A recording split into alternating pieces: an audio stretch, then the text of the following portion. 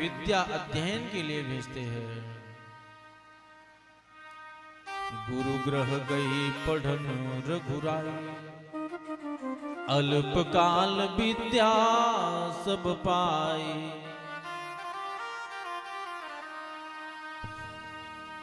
भगवान श्री कृष्ण गुरुकुल में विद्या अध्ययन करते हैं, अल्पकाल में सारी विद्याओं को प्राप्त किए हैं।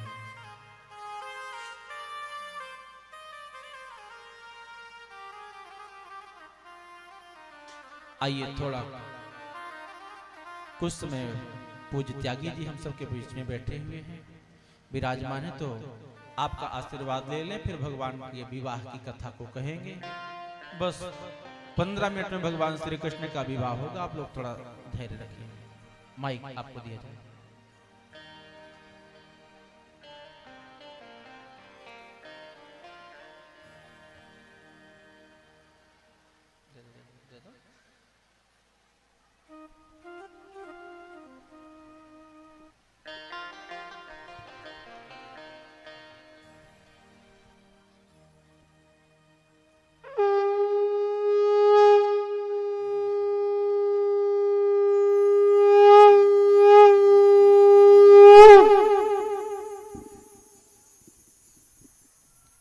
गुरुर्ब्रह्मा गुरुर्विष्णु गुरुर्देवो महेश्वर,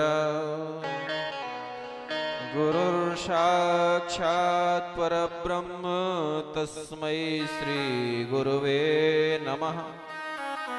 ओम जयंती मंगला काली भद्रकाली कृपालिनी, दुर्गा क्षमा शिवा धात्री स्वाहा सुधा नमोस्तुते।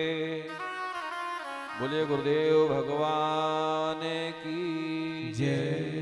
धरती माता की जय, गौ माता की जय, महानदी मैया की जय, सभी माताओं की जय।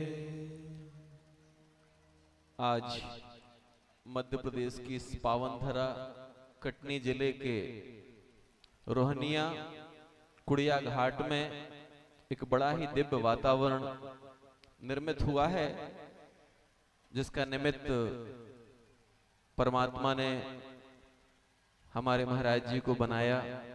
निश्चित रूप से इनके गुरुजी की इन पर विशेष कृपा है, और हम तो बड़े बढ़िया ध्यान से कथा सुन रहे थे, तभी जो है अलार्म बजा कि सुनना बस नहीं है, होमवर्क भी करना है। जो सुन रहे हो उसको बताना भी है। हमारे बड़े स्नेही हमारे आचार्य जी, अभी आपसे मुलाकात हुई, बड़ा पवित्र भाव, उतना ही पवित्र भाव संगीत में सेवा दे रहे हमारे सभी पवित्र जन, जिनके साथ में आज दूसरी बार संयोग बन रहा है।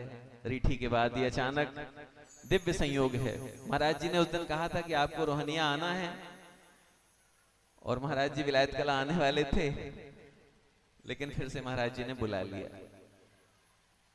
आपको पता है हम ज्ञान तीर्थ विलायत कला से आए हैं, आपके पड़ोसी बाबा जी हैं, और अपनी जन्मभूमि को पवित्र तीर्थ बनाने का एक संकल्प जो परमात्मा ने दिया, ये बात क्यों बता रहे हैं इसको भी जानना जरूरी है।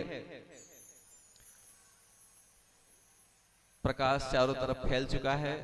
बोले लक्ष्मी मैया की जय, सूर्यदेव भगवान की जय।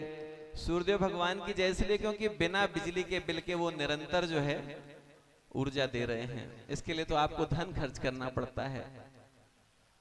श्रीमद् भागवत कथा का जो विषय चल रहा है, इसमें कुछ खास बातें हैं जो आपको सुननी तो है, समझनी तो है, लेकिन जीना भी पड़ेगा।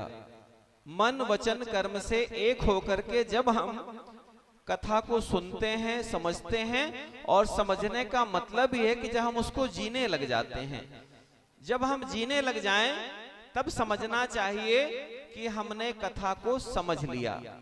अगर हम कथा को सुन करके और जी नहीं रहे हैं, मतलब अभी हमने समझा नहीं है। श्रीमद् भागवत कथा में सत्य, प्रेम, सद्भाव, समर्पण, यही पूरा भरा पड़ा है। प्रत्येक शब्दों में प्रेम ही प्रेम। यहां हमारी माताएं भी बैठी हैं, देवतागण भी बैठे हैं, बच्चे बैठे हैं। अच्छा, एक बात अगर आपसे पूछी जाए कि भगवान कृष्ण जी के इतने सारे उपासक हैं, भगवान कृष्ण ने ऐसा क्या बांटा था, भगवान राम जी ने ऐसा क्या बांटा था कि आज तक उनके उपासकों की संख्या कम नहीं हो रही है, उनको पूजने वालों की संख्या निरंतर बढ़ती जा रही है। ऐसा क्या बांट के गए? कोई यदि लुड़िया बांट देता है मेला में, तो लोग अगले साल तक याद रखते हैं कि वो लुड़िया वाला 2 लुड़िया दे के गया था फ्री में। भगवान कृष्ण के पास में ऐसी कौन सी चीज थी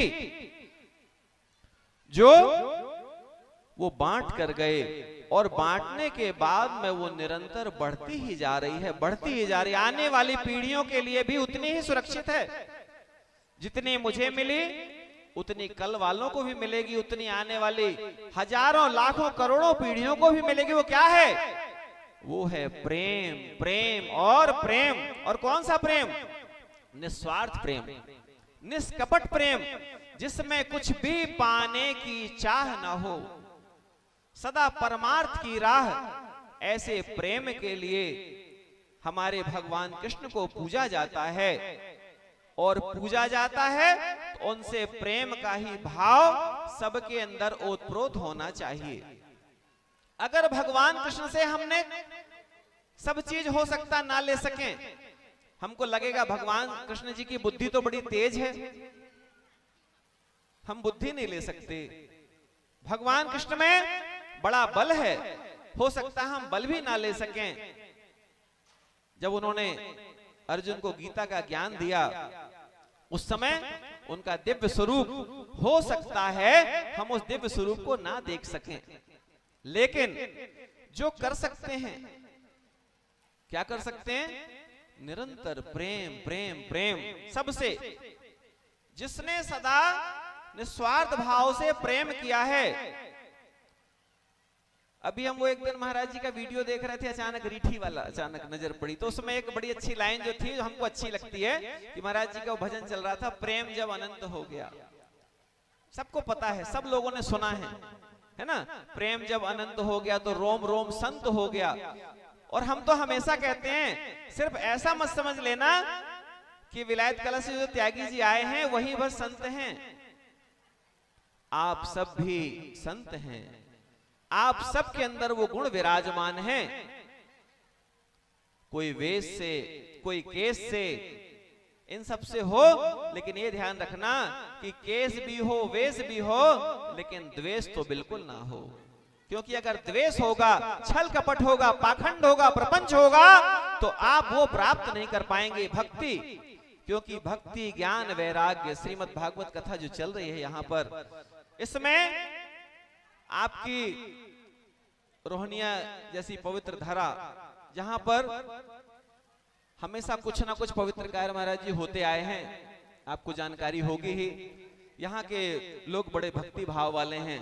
बहुत सारी माताएं विलायत कला आश्रम भी जाती हैं, और यहाँ के बारे में हमेशा जानकारी मिलती रहती है। तो जब आपके अंदर जो है सत्कर्म की भाव, सत्कर्म की भूख जागती है, तो आपको ऐसा लगने लगता है कि अब मुझे मेरा जीवन किसी पवित्र कार्य के लिए मिला है। क्या करने के लिए आए हम? अगर हमसे पूछा जाए कि हम इस धरा पर क्यों आए, क्या सिर्फ हम बच्चों को जन्म देने के लिए या अपना पेट भरने के लिए, तो फिर उत्तर आता है नहीं, हमारे जीवन का लक्ष्य कुछ और है। हम परमात्मा की भक्ति से जुड़ जाएं, परमात्मा की सेवा से जुड़ जाएं। एक बात, एक लाइन आप बहुत अच्छी याद रखना, हम कोई नई बात नहीं बता रहे। महाराज जी लोग आपको हमेशा जो महाराज जी विराजमान हैं व्यासपीठ में, ये भी, और आप लोग तो माताएं तो हमारी जो है अगर कथा करने लग जाएं तो व्यासपीठ को भी पीछे छोड़ देंगी। हमारी ऐसी माताएं हैं, सारे ग्रंथ याद है हमारी माताओं को। हम लोग तो किसी एक विषय पर पारंगत हो सकते हैं महाराज जी, कोई राम कथा कर रहा है, कोई कृष्ण कथा कर रहा है, कोई शिव पुराण कर रहा है। हमारी माताओं को जो है ना, जितना हमारे देवताओं को जानकारी नहीं होगी उतना हमारी माताओं को जानकारी है, और उस जानकारी के कारण ही हमारी वो माताएं भगवान राम और कृष्ण जैसे बच्चों को जन्म देती हैं, संस्कार देती हैं, पालन पोषण करती हैं, जिसके कारण समूचा ये भारत जो है, समूचा हिंदुस्तान पूरी दुनिया में विश्व गुरु के रूप में पूजा जाता है। जहां गाय हमारी माता है, धरती हमारी माता है, नदियां हमारी माता हैं, और तो और हम अपनी कन्याओं का भी पूजन करते हैं, देवियों का पूजन करते हैं। जब इनका हम पूजन करते रहते हैं, पूजा करते करते करते करते मन में एक ऐसा भाव आता है कि इनके प्रति हमारे अंदर हमेशा सद्भाव रहे। कहते हैं ना कि इतनी शक्ति हमें देना दाता। ये कौन सी शक्ति चाहिए आपको? बम फोड़ने की शक्ति चाहिए? नहीं, प्रेम की शक्ति चाहिए, जिसमें हम सदा सबके कल्याण की बात करें। भगवान कृष्ण ने, भगवान राम ने आपको एक संदेश दिया। क्या कहा? वो जो 2 लाइन आपको हम बता रहे हैं, हम सब परम पिता परमात्मा की सबसे अच्छी संतान है महाराज जी। कि कौन कौन? हम सब, उसमें आप भी हैं और हमने अपने आप को भी शामिल कर लिया है। हम सब परम पिता परमात्मा की सबसे अच्छी संतानें हैं, और एक संसारी पिता चाहता है कि मेरी संतान मुझसे अच्छी बने। चाहते हैं ना? संसारी पिता यही चाहता है कि मेरी संतान मुझसे भी अच्छी बने। तो हमारे परम पिता परमात्मा क्या चाहते होंगे, इसी में सवाल भी है और इसी में इसका उत्तर भी है। हमारे परम पिता परमात्मा चाहते कि मेरा जो बच्चा है, जिसे मैंने भेजा है, जिसके भेजे में मैंने बढ़िया बढ़िया चीजों को भेजा है, और ये चाहे ये मेरा सच्चा बच्चा बनकर समाज में बढ़िया मेरे ही जैसा प्रेम को जगा दे, मेरे ही जैसा भक्ति को जगा दे, और तो और ये सदा जो है निष्कपट भाव से हो करके ऊर्जा से ओतप्रोत करता रहे। हम हमेशा कहते हैं, बच्चों से भी कहते हैं, अपना आदर्श किसको बनाना है। अब चूंकि महाराज जी ने आग्रह किया है, स्नेह आग्रह, इसलिए बात को रखनी पड़ेगी। किसको हमको अपना आदर्श बनाना चाहिए, जिससे हमको निरंतर प्रेरणा मिले। हो सकता है हम आपके पास आए, महाराज जी आपके पास आए, और आपके पास में विदाई करने के लिए धन ना हो। संभव है, समय एक सा नहीं होता है। आदर्श कौन? तो वहां पर जब महाराज जी की छवि आपके सामने आती है, तो आपको ध्यान रखने की जरूरत है कि महाराज जी हमसे क्या क्या बोल कर गए थे, मैं उसका पालन कर लूं तो मैंने वो दक्षिणा दे दी। धन नहीं है उसकी परवाह नहीं है, वस्तु नहीं है उसकी परवाह नहीं है, क्योंकि सामान और सम्मान एक निश्चित समय का होता है। सामान और सम्मान के पीछे जो पड़ जाएगा वो ना तो साधना कर पाएगा, ना अच्छा साधक बन पाएगा। इसलिए सामान और सम्मान को पीछे छोड़ दें।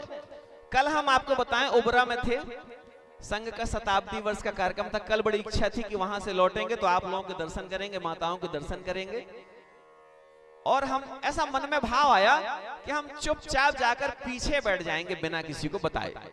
मतलब कल की हम भावना बता रहे हैं आपको कि हम चुपचाप जाएंगे। और ये बात कब आई हमारे मस्तिष्क में? हम आश्रम में थे तो एक विचार आया, क्योंकि सवाल उठते हैं साधना काल में, आप जानते हैं कि सरलता कितनी, ये सबके जीवन में जानकारी होना चाहिए कि सरलता कितनी होनी चाहिए। और हमको नहीं पता कि आपके जीवन में कितनी सरलता होनी चाहिए, लेकिन संत के जीवन में कितनी सरलता होनी चाहिए ये संत को तो पता होनी ही चाहिए। तो उत्तर आया कि सरलता इतनी, कितनी सरलता इतनी कि जब कोई हमारा मजाक उड़ाए और हम उसके चेहरे की मुस्कान देखें तो हम भी आनंद ले लें। सरलता इतनी होनी चाहिए। मजाक किसका उड़ाया उसने?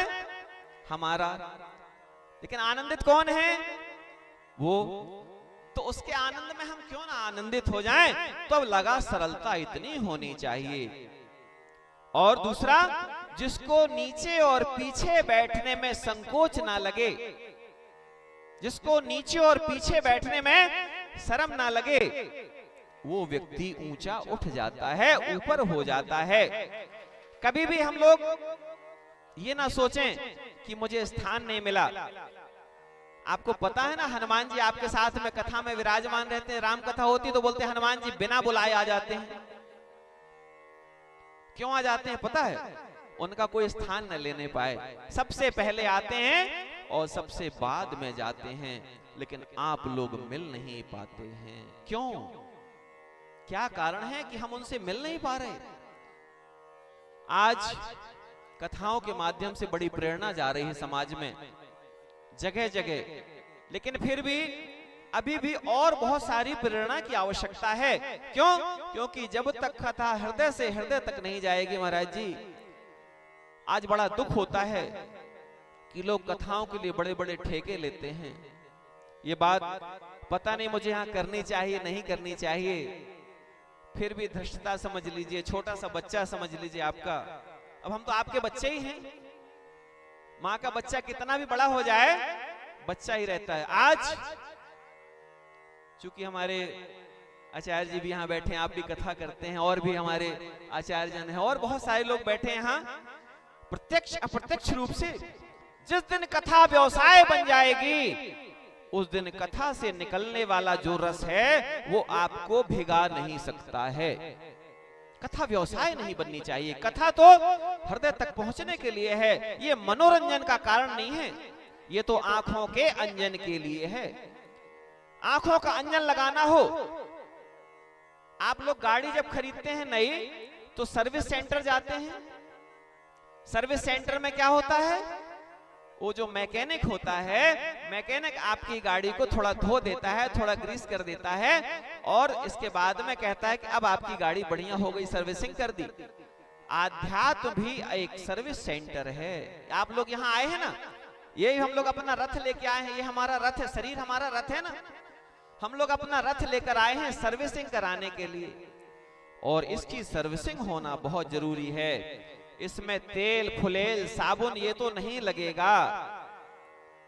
बोलते ना, जिसने मन का मैल न धोया कैसे आएंगे भगवान, तुमने आंगन नहीं बुहारा कैसे आएंगे भगवान। अगर आपने अपने घर में तो झाड़ू लगा ली, लेकिन आपके हृदय में झाड़ू नहीं लगी, अगर आपका हृदय साफ नहीं हुआ, आप बाहर से कितने भी सुंदर दिख जाएं। हमने महाराज जी को बताया कि हम आश्रम में सेवाओं में रहते, दिन भर छोटे छोटे बच्चों के भोजन की व्यवस्था में, पढ़ाई की व्यवस्था में, और जैसे भी भैया गाड़ी वाले आए, हमने कहा भैया बस थोड़ा प्रसाद सेवा बांटने, और तुरंत, नहीं तो थोड़ी देर बाद जो गाड़ी वाले नहीं आते तो हम बर्तन मांजने बैठ जाते। कभी आप लोग आएंगे आश्रम, अभी हर्षित भैया लोग गए थे खेमचंद भैया, तो हम बढ़िया खूब सारे बर्तन मांजने के लिए बैठे। लोग देखते होंगे तो हंसते भी होंगे, बताओ। और बर्तन हम कब मांजते हैं पता है आपको? जो खाली टाइम होता है, स्कूल के बच्चे जब नहीं रहते, कोई आने वाला टाइम नहीं, दोपहर वाला, जिसमें लगभग लोग मिलने जुलने भी नहीं आते महाराज जी, क्योंकि हम चाहते हैं ये हमारा हिस्सा कोई बंटवा ना ले। हम बर्तन साफ कर रहे हैं, हम झाड़ू लगा रहे हैं, हम प्रसाद सेवा बना रहे हैं, क्योंकि जब आप अपने आप को जिम्मेदार इकाई मान लेते हैं, भगवान कृष्ण का चरित्र यही बताता है कि हर जगह विराजमान है, हर जगह विद्यमान है, जहां जो चाहे वो हर कुछ कर सकते हैं। ऐसे हमारे भगवान कृष्ण जी हैं। हम एक भगवान कृष्ण जी, भगवान राम जी के लिए एक प्रेरणा गीत था, तो हम उसको गा देंगे, क्योंकि भगवान जी ने बताया महाराज जी ने कि आज जन्मोत्सव का भी कार्यक्रम है।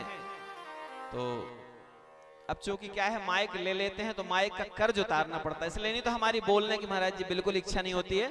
हम तो बस सुनना चाहते हैं, लगता है, क्योंकि एक अच्छा श्रोता होना ज्यादा जरूरी है, क्योंकि हमारी माताओं से अच्छा श्रोता नहीं हो सकता है, और हमारे देवताओं से अच्छा श्रोता, और क्योंकि माताओं से बड़े श्रोता हमारे देवता हैं, क्योंकि जब माताएं यहाँ से सुनकर जाती हैं और घर में देवताओं को सुनाती हैं, तो देवता ज्यादा बड़े श्रोता हो जाते हैं, क्योंकि माताएं तो यहाँ पर कुछ बोल भी लेती हैं, घर में देवता लोग कुछ बोल भी नहीं पाते हैं। बोलिए हमारी माताओं की जय।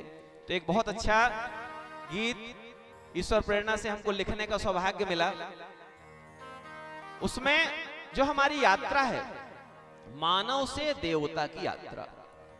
हम लोग क्या बनने आए हैं? मानव से देवता। देवता मतलब देने वाला।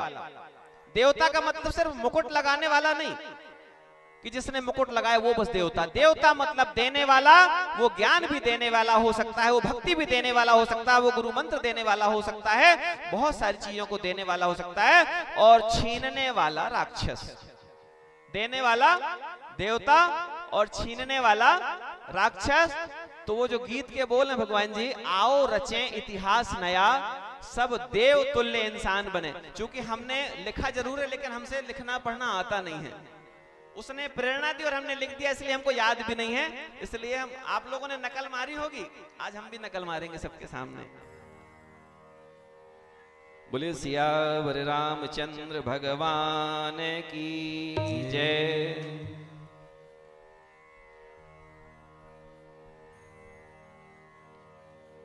कोई प्लानिंग थी नहीं, फिर भी उसके जो बोल हैं आप लोग बहुत ध्यान से, एक एक शब्द जो है हम इसको जीते हैं, इन शब्दों को इसलिए आपके सामने रख रहे हैं। आप ऐसा मत समझना कि हमको कोई भजन गाने का शौक है इसलिए हम आपको भजन ये भजन नहीं है। क्योंकि गीता रामायण जो कहती है वो हमारा जीवन है, हम उसको जीते हैं।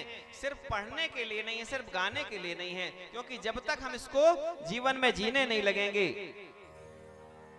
आओ रचें इतिहास नया,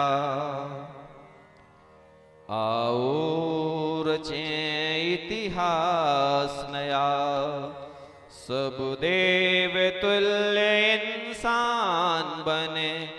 आओ रचें इतिहास नया, आओ रचें इतिहास नया, सब देव तुल्य इंसान बने।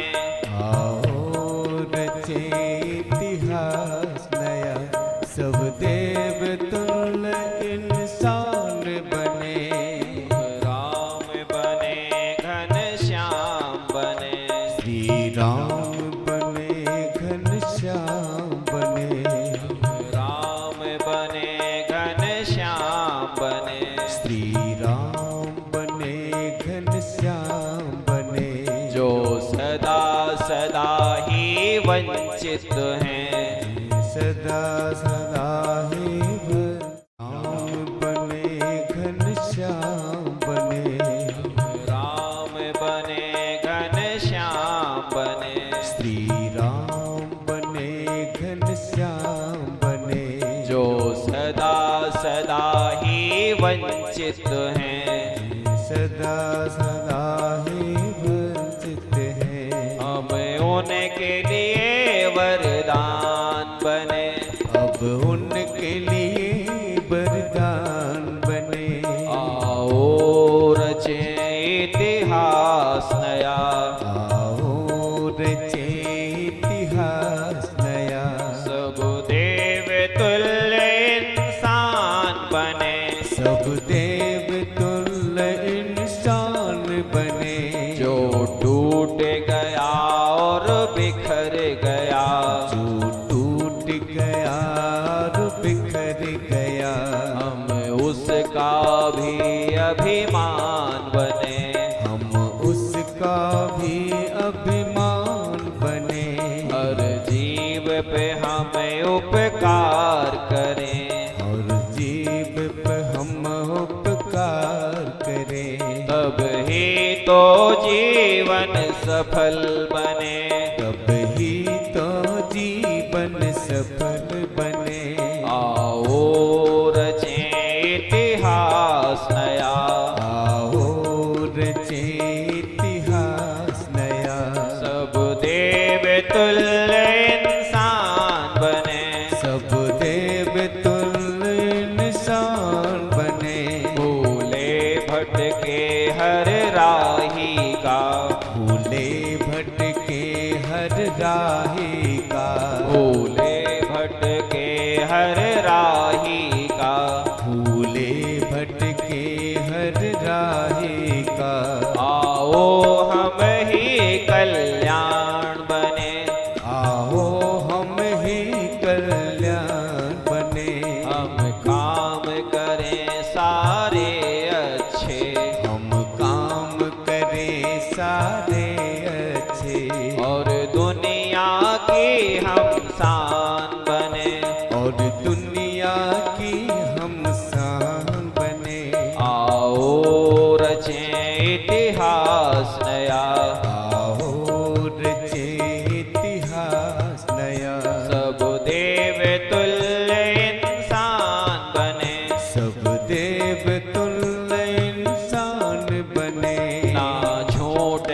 कपट पाखंड दंभ, झूठ कपट पाखंड रंभ, छल साहम तरल और सरल बने, सा हम सरल और सरल बने, विचलित ना होने पाए कभी, विचलित ना होने पाए कभी, सब मर्यादा से देव बने, जब मर्यादा से देह बने, आओ रचे इतिहास नया, आओ रचे इतिहास नया, सब देव तुल्य इंसान बने, सब देव तुल्य इंसान बने, हर गांव गांव हर गली गली, हर गांव गांव और गली गली,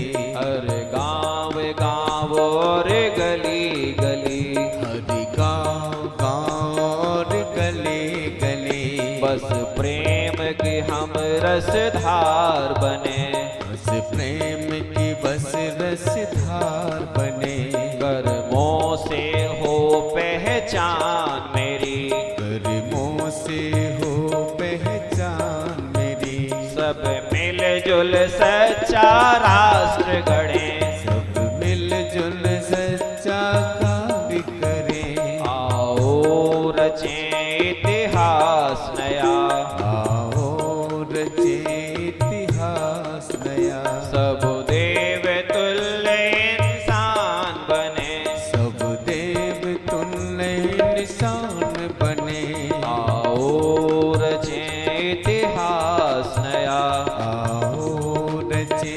इतिहास नया, सब देव तुल्य इंसान बने, सब देव तुल्य इंसान बने, सब देव तुल्य इंसान बने, सब देव तुल्य इंसान बने, सब देवतुल्य इंसान बने। ये संदेश ईश्वर की प्रेरणा है आपके लिए, हमारे लिए, हम सब के लिए ये प्रेरणा है कि हम उसके बच्चे हैं तो हमको उसके जैसे ही काम करने चाहिए, करने पड़ेंगे, अन्यथा हमारा भागवत सुनना, राम कथा सुनना, मंदिर जाना सार्थक नहीं हो पाएगा। बोले सियावर रामचंद्र भगवान की जय हो, हमारी सभी माताओं की जय हो, सभी देवताओं की जय हो, व्यास जी महाराज की जय हो। और एक बार पुनः यहाँ पर उपस्थित जड़ चेतन सबको हृदय से बारंबार नमन करते हुए आपको नमन है, नमन है, नमन है।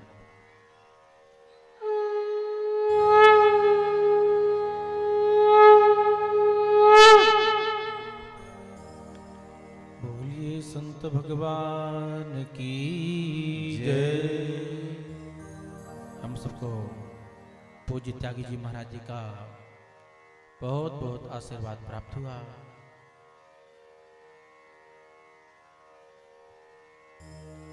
राजा सीत भी